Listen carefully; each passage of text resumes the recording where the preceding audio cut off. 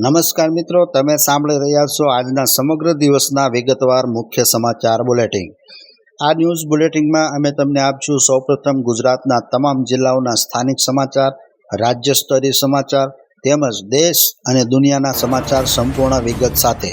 કૃપા કરી અને અંત સુધી જોડાયેલા રહેજો. સૌપ્રથમ ગુજરાતના વિગતવાર સમાચારની વાત કરીએ મિત્રો, તો રાજ્ય સ્તરના મહત્વપૂર્ણ સમાચાર સામે આવ્યા છે, જેમાં ગુજરાત સરકારે આજે યુવાનો માટે નવી રોજગાર સ્કિલ ડેવલપમેન્ટ યોજના જાહેર કરી છે. આ યોજના અંતર્ગત આગામી 6 મહિનામાં 50,000થી વધુ યુવાનોને રોજગાર આપવાનો લક્ષ્યાંક રાખવામાં આવ્યો છે.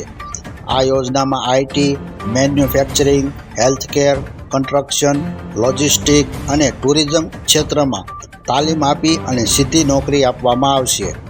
ખાનગી કંપનીઓ સાથે ભાગીદારી કરીને ટ્રેનિંગ અને પ્લેસમેન્ટ મોડલ અમલમાં મૂકવામાં આવશે મિત્રો.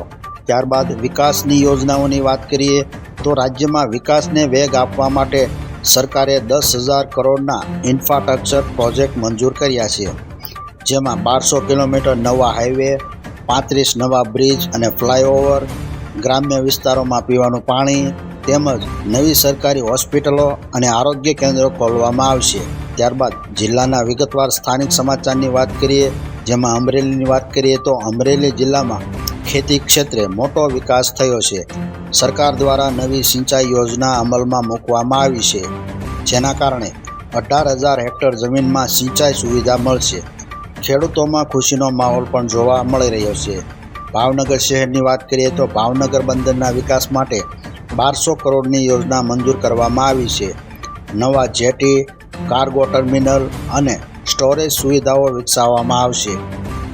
આથી સ્થાનિક યુવાનોને રોજગાર પણ મળશે. ત્યારબાદ સુરત શહેરની વાત કરીએ, સુરતમાં આજે 342 કરોડના વિકાસ પ્રોજેક્ટ લોન્ચ થયા છે, જેમાં ફ્લાયઓવર, સ્ટ્રોમ ડ્રેનેજ, નવા રોડ અને પાણી પુરવઠા યોજના સામેલ છે. શહેરમાં ટ્રાફિક અને પાણી ભરાવાની સમસ્યાઓ પણ હળવી બનશે.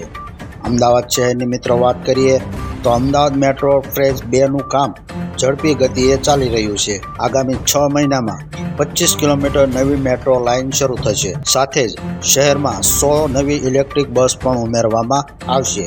વડોદરા શહેરની વાત કરીએ તો વડોદરામાં સ્માર્ટ સિટી યોજના અંતર્ગત smart road, multi level parking અને ઈ બસ સેવા શરૂ થવાની છે.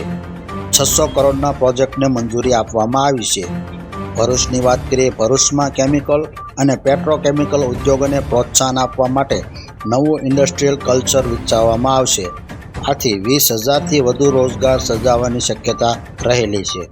ત્યારબાદ જામનગર શહેરની વાત કરીએ, જામનગરમાં નવા એવિએશન તાલીમ સંસ્થા શરૂ કરવાની જાહેરાત કરવામાં આવી છે. તેમજ શહેરમાં નવી સિવિલ હોસ્પિટલ અને મેડિકલ કોલેજના વિસ્તરણ માટે 450 કરોડ મંજૂર કરવામાં આવ્યા છે. રાજકોટ શહેરની વાત કરીએ તો રાજકોટ શહેરમાં સ્માર્ટ ટ્રાફિક સિગ્નલ સિસ્ટમ શરૂ થઈ છે. સાથે જ નવા 2 ઓવરબ્રિજ અને રોડ વિસ્તરણ માટે 250 કરોડની યોજના મંજૂર કરવામાં આવી છે. ત્યારબાદ દેશના વિગતવાર સમાચારની મિત્રો વાત કરીએ તો મોંઘવારી પર સરકારનો સૌથી મોટો નિર્ણય. કેન્દ્ર સરકારે ખાદ્યતેલ અને દાળ પર આયાત શુલ્ક ઘટાડ્યું છે, જેથી આવનારા દિવસોમાં ભાવ 10થી 15% ઘટાડાની શક્યતા રહેલી છે. ત્યારબાદ સંસદ બજેટ સત્રની વાત કરીએ, બજેટ સત્ર દરમિયાન મોંઘવારી, ખેડૂતો અને બેરોજગારી મુદ્દે ભારે ચર્ચા થઈ હતી. સરકારે આગામી 2 વર્ષમાં 1 કરોડથી વધુ નોકરીઓ સર્જવાનો રોડમેપ રજૂ કર્યો છે મિત્રો. શેર બજાર અને અર્થતંત્રની વાત કરીએ તો આજે શેર બજારમાં જોરદાર તેજી જોવા મળી હતી, જેમાં સેન્સેક્સ 943 પોઈન્ટ ઉછાળા સાથે રહ્યો હતો, જ્યારે નિફ્ટી પ્લસ 256 પોઈન્ટ તેમજ બેન્કિંગ, આઈટી અને ઓટો સેક્ટરમાં ભારે ખરીદી જોવા મળી હતી. ભરતીને લઈ સૌથી મોટા સમાચાર આવ્યા છે મિત્રો, જેમાં રેલવે, બેન્કિંગ, એસએસસી અને ડિફેન્સ વિભાગમાં 80,000થી વધુ સરકારી ભરતીની જાહેરાત ટૂંક સમયમાં સરકાર દ્વારા કરવામાં આવશે મિત્રો. અંતમાં દુનિયાના વિગતવાર સમાચારની વાત કરીએ તો અમેરિકા અને ચીનના વેપાર સંવાદ વિશે, જેમાં વેપાર ચર્ચા શરૂ થતાં વૈશ્વિક બજારમાં ઉત્સાહ જોવા મળ્યો છે. ટેક અને સેમિકન્ડક્ટર સેક્ટરમાં મોટી હલચલ થવાની શક્યતા રહેલી છે મિત્રો. ત્યારબાદ રશિયા અને યુક્રેન યુદ્ધની વાત કરીએ તો યુદ્ધ વિરામ માટે સંવાદ ફરી શરૂ થયો છે. જો સમાધાન થાય તો તેલ અને ગેસના ભાવમાં મોટો ઘટાડો થવાની શક્યતા રહેલી છે મિત્રો. મધ્ય પૂર્વ તણાવની વાત કરીએ તો ઇઝરાયલ અને પેલેસ્ટાઇન વચ્ચે યુદ્ધ વિરામ માટે UN દ્વારા શાંતિ બેઠક બોલાવવામાં આવી હતી. આ સાથે આજના સમગ્ર દિવસના સંપૂર્ણ અને વિગતવાર મુખ્ય સમાચાર પૂર્ણ થાય છે. કાલે ફરી મળીશું નવી અપડેટ સાથે. ત્યાં સુધી નમસ્કાર.